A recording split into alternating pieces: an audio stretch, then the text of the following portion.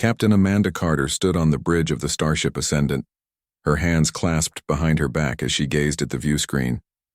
The massive space station of the Galactic Confederation hung before them, a shimmering structure of metal and light against the backdrop of unfamiliar stars. After 3 years of travel through the cold depths of space, humanity had finally made contact with alien life.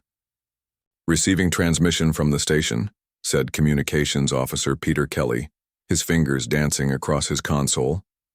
"They're welcoming us and providing docking instructions." Amanda nodded, trying to keep her expression calm despite the excitement bubbling inside her. "First Officer Wright, prepare the diplomatic team. Let's make a good first impression." Daniel Wright straightened his uniform. "Yes, Captain. The team is ready." The Ascendant slowly approached the space station, guided by tractor beams into a massive docking bay. Through the viewports, Amanda could see dozens of alien ships of various designs and sizes. Some looked like massive crystalline structures. Others resembled organic shapes that seemed to pulse with life. After docking procedures were complete, Amanda led her team through the airlock. The delegation included Daniel, 2 scientists, a linguist, and 2 security officers. They were greeted by a group of tall, slender aliens with iridescent skin and 4 arms. "Welcome, humans of Earth," said one alien in perfect English, having learned the language from the transmissions humanity had been broadcasting into space for decades. "I am Ambassador Krell Tor of the Nebulon species. The Confederation Council awaits your arrival." The humans were escorted through vast corridors filled with beings of all shapes and sizes. Some floated through the air, others crawled along the walls, and some moved on multiple legs or tentacles. Amanda noticed how many of them stopped to stare at the humans with expressions she couldn't read. The council chamber was a massive circular room with 17 elevated platforms arranged in a circle. On each platform stood representatives of the founding species of the Galactic Confederation. "The human delegation may approach the center," announced a booming voice that seemed to come from everywhere at once.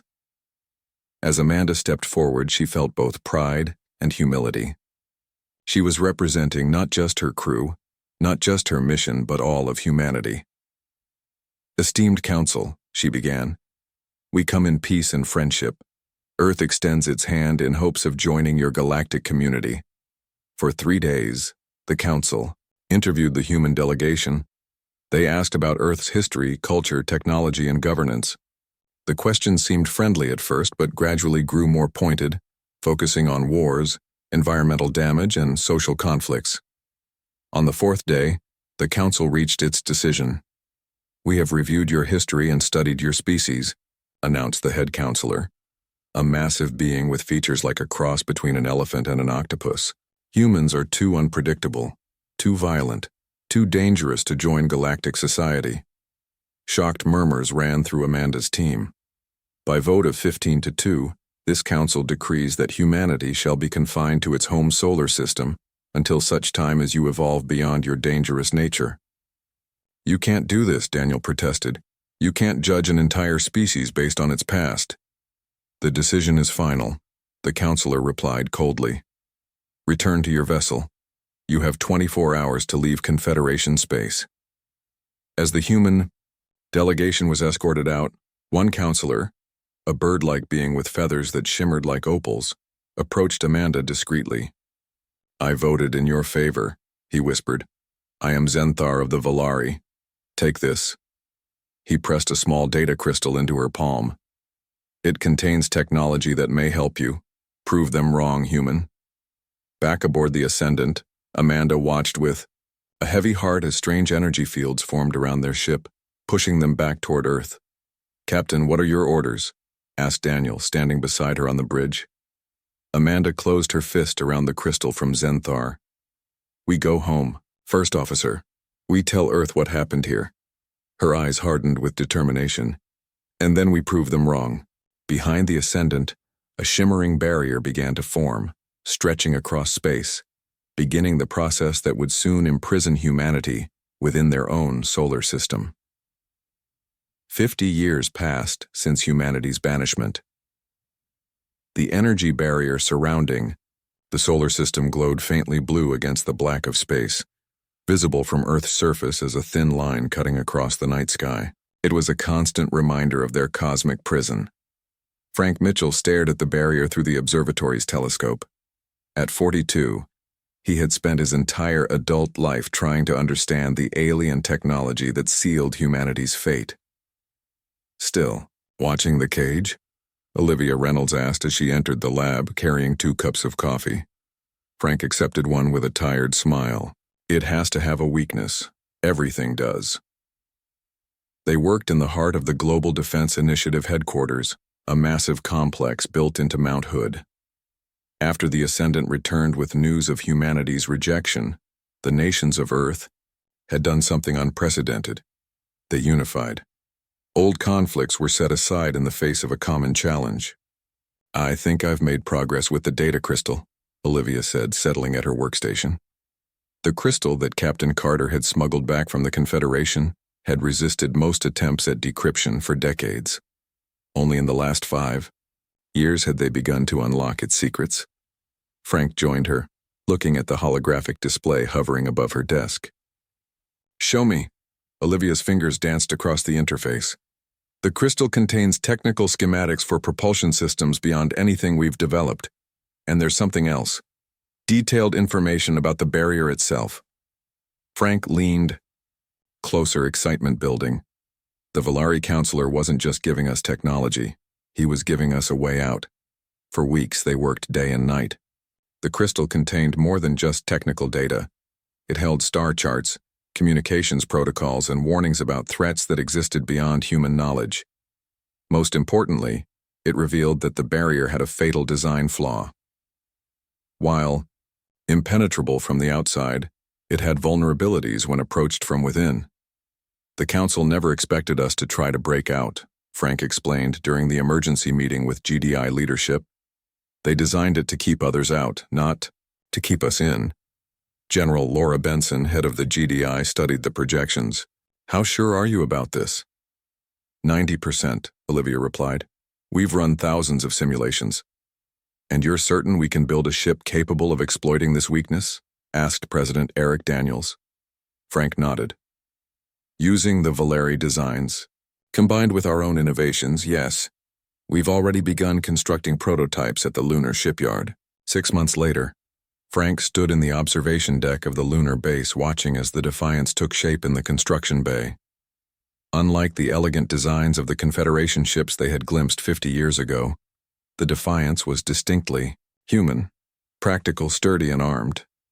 "She's beautiful," said a voice behind him. Frank turned to see Nicole Harris, the military pilot who had been selected to command the mission. "She's like nothing the galaxy has ever seen," Frank agreed. "Alien tech with human adaptations. The Confederation ships rely on predetermined responses encoded in their systems. Ours can improvise." Nicole gazed at the ship thoughtfully. Just like her crew. She had been training with her team for months, a mix of scientists, soldiers, and explorers prepared to face whatever waited beyond the barrier. An alarm suddenly blared through the base. Frank's comm unit lit up with an incoming message from Olivia. "Frank, we're detecting unusual energy patterns outside the barrier." Her voice came through, tense and worried. "Something big is happening 3 light years out." "Hostiles?" Nicole asked sharply. "Unknown. But the patterns don't match anything in the Confederation database from the crystal." Frank and Nicole exchanged glances. The mission had just taken on new urgency. "How soon can the Defiance launch?" Nicole asked. Frank studied the construction schedule on his tablet. 2 weeks at the earliest. Nicole's jaw set with determination. "Make it 1. Whatever's out there, I want to know what it is before it finds us." As they hurried toward the command center, the distant barrier pulsed with unusual patterns, as if disturbed by unseen forces beyond. The Defiance hummed with power as final preparations for launch were completed. In the captain's chair, Nicole Harris reviewed mission protocols one last time.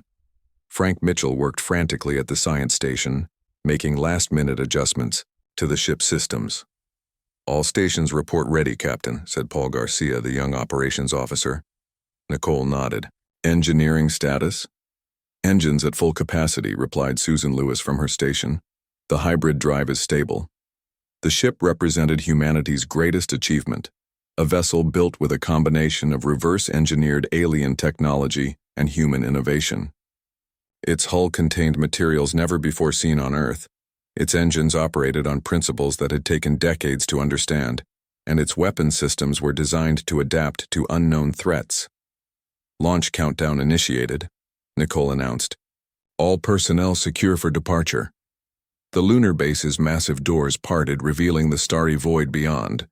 Earth hung in the distance, a blue marble wrapped in the shimmering barrier that had imprisoned humanity for half a century.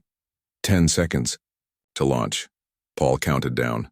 Nicole gripped her armrests. Engage quantum fluctuation field.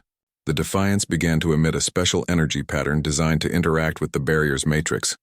According to their calculations, it would create a brief window, just wide enough for the ship to slip through. 5, 4, 3, 2, 1. Launch. The ship shot forward, accelerating rapidly toward the barrier. On the view screen, the blue energy wall loomed larger and larger. Fluctuation field at maximum, Frank reported, his voice tense. Window forming at coordinates 2:27 mark. So at 9, Nicole leaned forward, steady as she goes. The Defiance hit the barrier at precisely the calculated point. For a heart-stopping moment, the ship shuddered violently. Warning alarms blared across the bridge. Hull integrity at 82% and dropping, Susan shouted. Maintain. Course, Nicole ordered. Full power to the fluctuation field. The view screen filled with blinding blue light as the barrier's energy cascaded around them. Then suddenly they were through, the first humans to leave the solar system in 50 years. A cheer erupted on the bridge. Nicole allowed herself a brief smile before returning to business. Damage report? Hull integrity stabilized at 76%. Susan replied. Repairs underway. All systems functional. Frank was bent over his sensor displays. Captain, I'm detecting something unusual. Energy signatures, approximately 2 light-years from our position. Confederation ships? Nicole asked. Frank shook his head. No, the pattern doesn't match anything in our database, and they're moving. Fast. Nicole stood. Set an intercept course. Maximum stealth mode.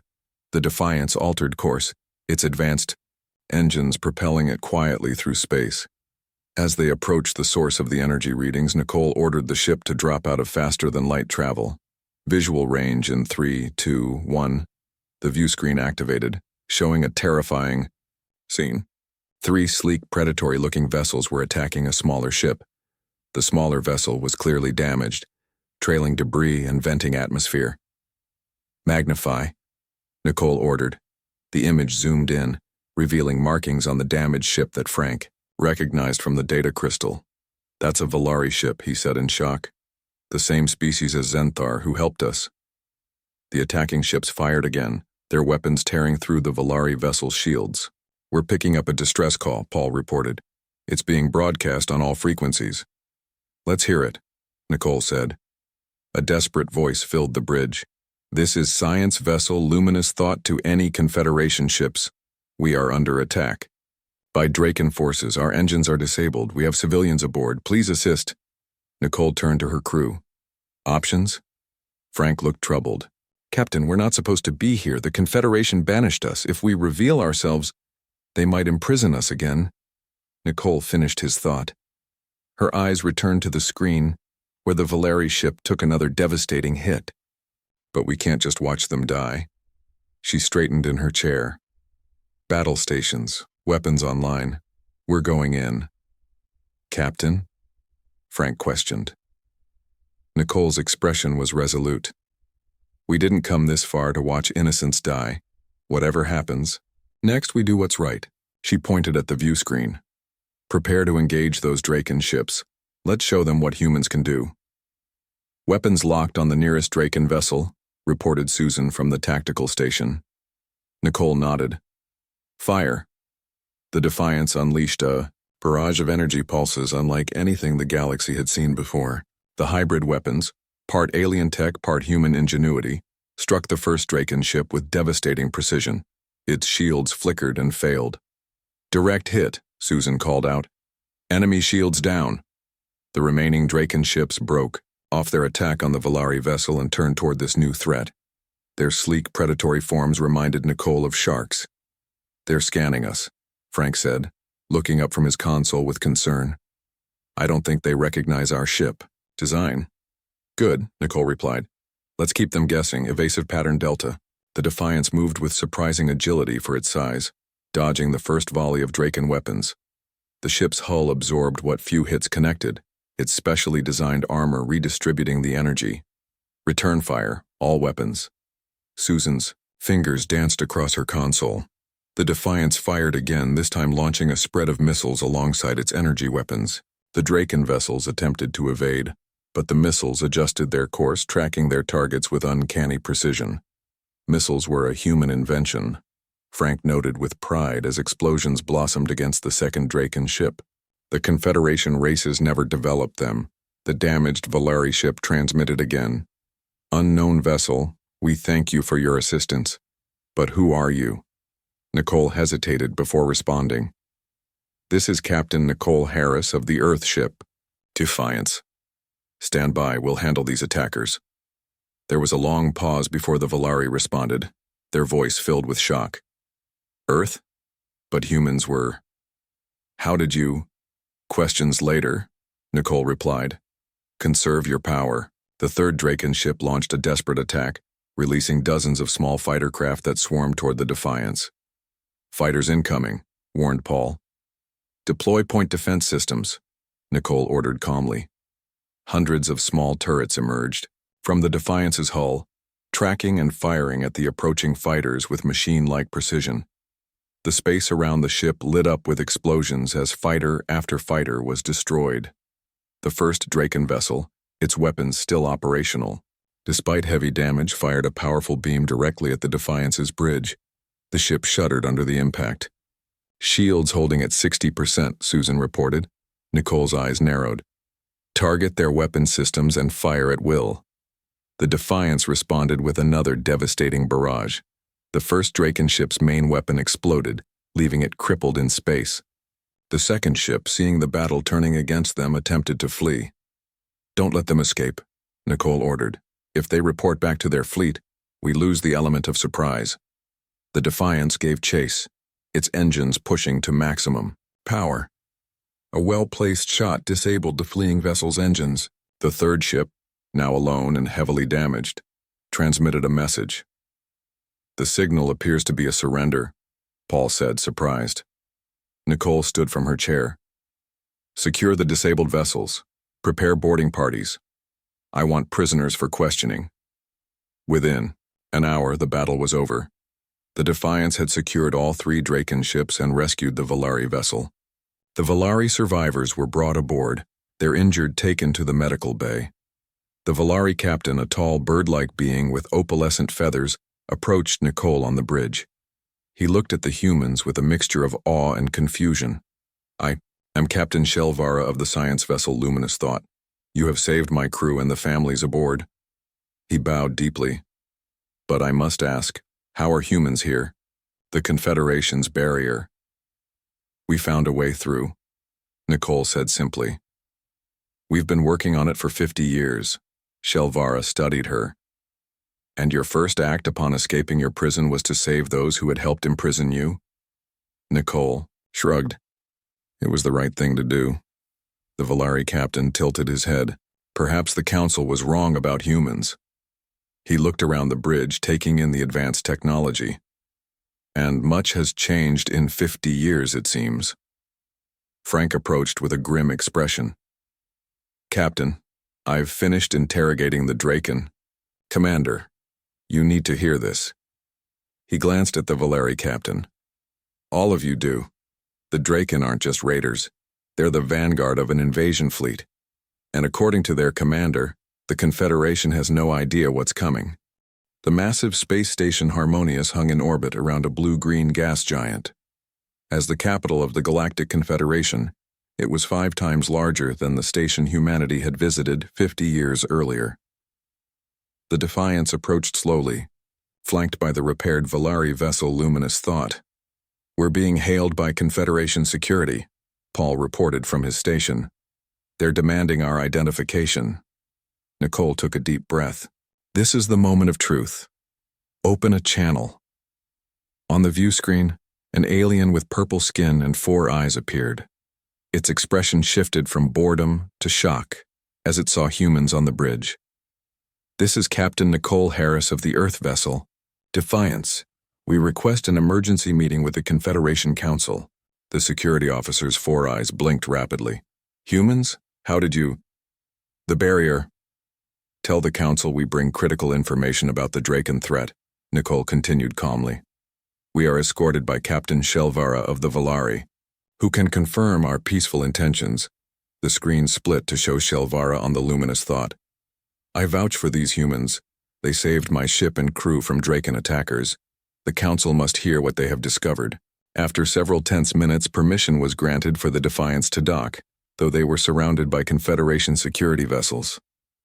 "They're afraid of us," Frank observed as they prepared to disembark. Nicole straightened her uniform. "With good reason. We just did what they thought was impossible." The council chamber was even grander than the one Amanda Carter had described from 50 years ago. Now 22 platforms held representatives of different species, the Confederation having grown in humanity's absence. Whispers and murmurs filled the chamber as Nicole entered with a small delegation, including Frank and Susan. Many council members rose from their seats in alarm. "Order!" called the head counselor, a massive being with tentacles that glowed with bioluminescence. "How dare humans appear before this council? Your species was confined to your system for the protection of galactic peace." Nicole stepped forward. "With respect, counselor, if we had remained confined, Captain Shelvara and his crew would be dead, and you would remain ignorant of the Draken invasion plans." This caused another wave of murmurs. A Valari counselor spoke up, older but recognizable as Zenthar, who had helped humanity decades ago. "Let them speak," Zenthar said. "Much has changed in 50 years. Perhaps humans have changed too." Nicole nodded gratefully to him before addressing the council. "We come not as conquerors but as neighbors. While you imprisoned us, we evolved. Now we offer our help against a common enemy." Frank stepped forward with data from the captured Draken ships. "The Draken have been planning this invasion for centuries. Their fleet is massive. Their technology advanced in ways specifically designed to counter Confederation defenses. The evidence was clear and frightening. The Draken had studied Confederation tactics, exploiting their standardized and predictable defensive patterns." "How did you defeat 3 Draken warship?" asked a skeptical counselor. "Our own vessels have struggled against even one." "Humans think differently," Nicole explained. "We adapt. We improvise. We developed technologies by combining your science with our own approaches." Heated debate broke out among the council. Some feared human unpredictability more than the Draken threat. Others saw the tactical advantage humans could provide. Finally, after hours of argument, a vote was called. By a narrow margin of 12 to 10, the council agreed to a limited alliance with Earth. "Captain Harris will serve as special military advisor," the head counselor announced reluctantly. "The human scientist Mitchell will lead a joint technology initiative, but make no mistake. Humans remain on probation. Any sign of aggression will result in immediate action." As the chamber emptied, several counselors approached Nicole privately, curious about Earth's development. But many others passed with distrustful glances. "They still fear us," Susan whispered. Nicole watched the counselors leave. "Fear can become respect with time. For now, we have a foothold." She turned to Frank. "How soon can you begin working with their scientists?" Frank studied his datapad. "Immediately. But they won't like what I have to tell them about their defensive strategies." "That's exactly why we're here," Nicole replied. "Sometimes the truth is uncomfortable. The Confederation has grown complacent in peace, but humans remember war, and that knowledge might just save the galaxy." 3 weeks after their arrival at Harmonious, Frank stood before a room of alien scientists, pointing to simulations of Confederation battle formations. "Your tactics haven't changed in over 200 years," he explained. The Draken have studied these patterns and know exactly how to counter them. The alien scientist shifted uncomfortably. A tall insect-like being named Kazit clicked his mandibles in irritation. Our methods are based on mathematical perfection, Kazit insisted. There is no logical reason to deviate from optimal formations. Frank sighed. Perfect predictability is perfect vulnerability. The Draken are counting on you to be logical and consistent. Meanwhile, in another section of Harmonious, Nicole oversaw training exercises with Confederation forces. The simulations repeatedly ended in defeat against Draken tactics. "You're too rigid," she told the alien commanders.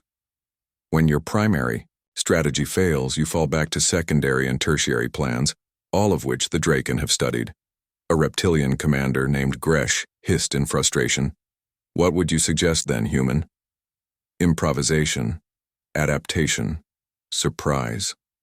Nicole pulled up footage from the Defiance's battle with the Draken ships. "Watch how we change tactics mid-fight. The Draken couldn't predict our next move because we didn't follow a preset pattern."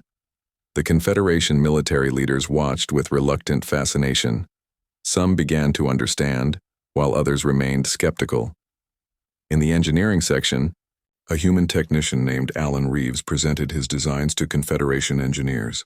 "Standard Confederation ships can't be reconfigured during battle," he explained. "But with these modifications you can reroute power, change shield configurations, even alter weapon outputs on the fly." The chief engineer, a gelatinous being named Flume, rippled with interest. "These changes violate 53 design protocols." Alan grinned. "Exactly.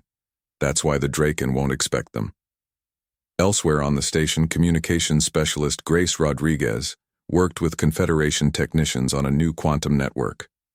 "Your current communication systems use predictable encryption patterns," she explained. "The Draken intercept and decode them easily. This new system changes encryption randomly using quantum fluctuations." The lead technician, a crystalline being called Shimmer, sparkled with curiosity. "But how will our own ships maintain communication if the patterns are truly random?" Grace smiled. "They share a quantum-entangled key that changes simultaneously on all ships. It's something we developed while trapped in our solar system." Day by day, human innovations began to influence Confederation thinking. Some species embraced the new ideas eagerly, while others resisted change. The Valari, remembering Zenthar's wisdom 50 years ago, were among the first to adopt human methods. Frank and Nicole met regularly to discuss progress. One evening, they sat in the observation lounge, watching ships move around the station. "The Draken reports are getting worse," Nicole said quietly. "They've taken 3 more outer colonies since we arrived." Frank nodded grimly. "But we're making headway. The Valari and Nebulon fleets have already implemented our tactical changes. The others will follow when they see results." "Some of them still think we're more dangerous than the Draken," Nicole observed. "Maybe we are," Frank replied. "But danger can be directed. Humans learned to control fire when other species feared it. We learned to split atoms when others thought it impossible. We've always pushed boundaries." Their conversation was interrupted by an urgent message. Counselor Zenthar requested their presence immediately. They arrived at his chambers to find several counselors reviewing battle footage. A Confederation fleet using human tactics had just defeated a Draken attack force with minimal losses. "The evidence speaks for itself," Zenthar said, his feathers shimmering with excitement. "Human methods work." One of the previously skeptical counselors, a silicon-based being named Granth, rumbled in agreement. "Perhaps we judged too hastily 50 years ago. What humans call unpredictability we should perhaps call adaptability." Nicole exchanged glances with Frank. It was a start, a small acknowledgement that humanity's so-called dangerous traits might be exactly what the galaxy needed to survive. "The question remains," another counselor said gravely. "Will there be time to implement these changes across all Confederation forces before the main Draken fleet arrives?" "Then we'd better work faster," Nicole replied, already planning her next steps. "Humanity spent 50 years preparing for this moment. We won't waste a single day now that we're here." Alarms blared throughout Harmonious Station. The main Draken fleet had been detected approaching Confederation space faster than expected. In the emergency command center, Nicole stood before the assembled Confederation leaders. "They're targeting Harmonious directly," she said, pointing to the tactical display. "They know if they take the capital, the Confederation will fall into chaos." The head counselor's tentacles rippled with anxiety. "Our defensive fleet is not fully prepared. Many ships have not yet implemented the human modifications." "Then we need to change our strategy," Nicole replied. "Instead of defending, we attack." Shocked murmurs filled the room. A tall, crystalline being spoke up. "Attack? With inferior numbers and many ships still using old configurations?" "Yes," Nicole said firmly. "The Draken expect you to form a defensive perimeter around Harmonious. They've studied your tactics for centuries, but they've never seen humans fight." She outlined her daring plan. A strike force led by the Defiance, now upgraded and renamed Defiance II, would target the Draken command ship directly. "It's reckless," said Commander Gresh, the reptilian officer who had initially resisted human tactics. "But I admit, it might work precisely because it is unexpected." Within 12 hours, a joint human Confederation fleet assembled. The Defiance II led the formation, joined by ships from species that had embraced human innovations. The Volari contributed 3 cruisers, their weapons now modified according to Alan's designs. The Nebulon added 5 fast attack vessels, all equipped with Grace's quantum communication system. Frank joined Nicole on the bridge of the Defiance II. "Operation Thunderbolt is ready," he reported. "All ships acknowledge the plan." Nicole nodded, her expression determined. "Let's show the Draken something they've never seen before." The joint fleet jumped to light speed, emerging directly behind the advancing Draken armada.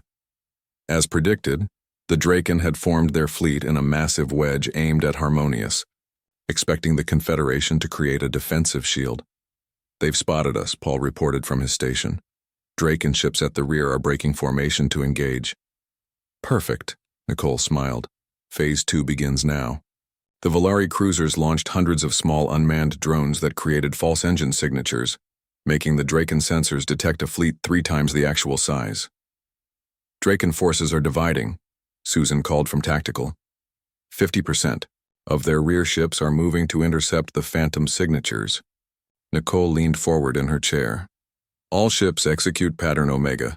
Target their command ship." The human Confederation fleet moved in a seemingly chaotic pattern that would have horrified traditional Confederation tacticians. Ships weaved and danced through space, constantly changing formation and speed. The Draken, unable to predict their movements, struggled to target effectively. The Defiance II pushed through the confusion, driving straight toward the massive Draken command. Ship at the center of their formation, Draken vessels fired desperately, but most shots missed as the human ship jinked and rolled in ways the alien targeting computers couldn't anticipate. "We're within weapons range of their command ship," Susan announced. Nicole had a moment of clarity. Everything had led to this point: humanity's exile, their 50 years of development, their escape, and now this battle that would determine the fate of the galaxy. "Fire everything," she ordered. The Defiance II unleashed its full arsenal. Weapons the Draken had never encountered tore through their shields. Specialized boarding pods followed, carrying elite human and Volari troops. Within the hour, the unthinkable happened. The Draken command ship was captured, its supreme commander taken prisoner. Without central coordination, the Draken fleet fell into disarray. Frank analyzed the captured Draken data systems while the battle concluded around them. His face paled as he read the intelligence reports. "Nicole," he said quietly, "you need to see this." She joined him at the console and read the Draken files with growing shock. According to their intelligence reports, the Draken identified humans as their greatest threat over a century ago, Frank explained. "They manipulated the Confederation into banishing us.